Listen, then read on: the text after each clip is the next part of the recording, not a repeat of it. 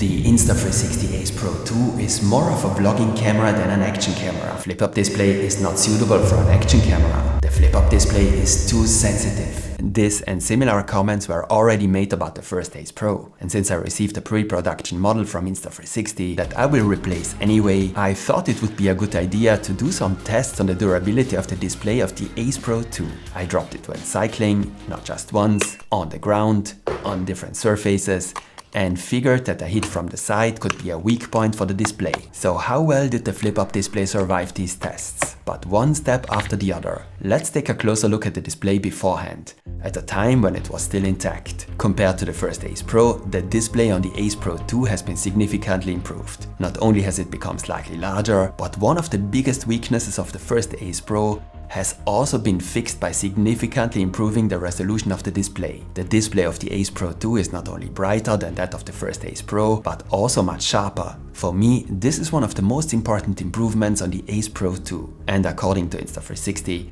the folding mechanism has been reinforced, making the display more durable. The fact is, I took several shots with the first Ace Pro in different situations, and it even fell off the ski lift. But the display wasn't damaged in any way, which is not saying much, because even when it fell off the ski lift, it must be honestly said that the camera fell into the snow. And I usually take relatively good care of my action cameras, even if I have never used an additional case. The only camera whose display I've damaged so far was actually a GoPro Hero 12, and it had an unpleasant encounter with a relatively large farming machine. Compared to the competition, so the Action 5 Pro and the Hero 13, I think that a flip-up display is a big advantage. You can simply judge the framing on the larger display much better than on a front display. DJI has also slightly enlarged and improved the front display on the Action 5 Pro. What is still missing, however, is of course a complete widescreen format for correctly estimating the right framing when filming yourself, regardless of whether you are doing sports or vlogging. So the relatively important question is whether this foldable display is really suitable for an action camera, or whether it makes an action camera too fragile. It's clear that if you attach the camera to a chest mount or are not filming yourself, you can simply fold down the display and use the camera like any other action camera. And during my test, I realized something that might come across as a bit strange. So think about it and don't just criticize me for it in the comments. If you flip the display up and drop the camera, it's very unlikely that the camera will fall directly onto the display. It's therefore much less likely that the glass of the display will break as a result of a drop, for example because it has fallen on a stone. In fact, the entire back remains relatively insensitive and therefore actually represents a large protected surface against drops. The question that arises is therefore,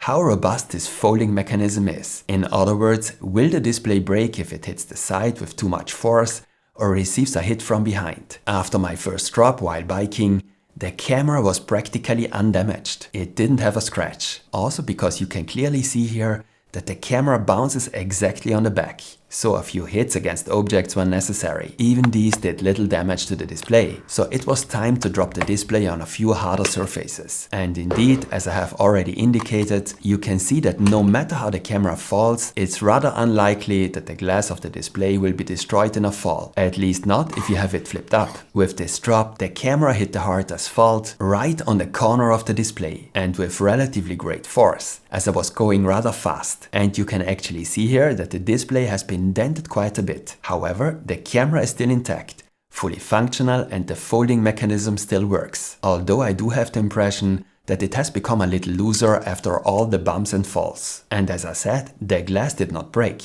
Of course, the camera was damaged as a result of these drops. And let me ask you honestly, do you think that the Action 5 Pro or the Hero 13 would have survived all these falls completely intact? Incidentally, there was never a screen protector installed. I'm not trying to convince you of anything absurd today. Personally, I just think the display discussion is a bit exaggerated, and whether a camera is actually damaged when dropped is ultimately always largely down to luck or bad luck. Personally, the folding display is one of the great strengths of the Ace Pro 2 for me, and it's certainly one of the biggest differentiating criteria. However, I respect if you prefer a front and back display at the same time, because in this case you must not flip up a display depending on the situation. That's true, of course. So what's your opinion? The display is not the only differentiating factor between the various action cameras. If you want to know how well the Ace Pro 2 compares to the Action 5 Pro or the Hero 13 in the other categories, then take a look at my full comparison videos. You can find a link to the Ace Pro 2 and the 2 other comparison videos in the video description. And give me a like as feedback if this video was interesting for you. There will be more videos about the Ace Pro 2.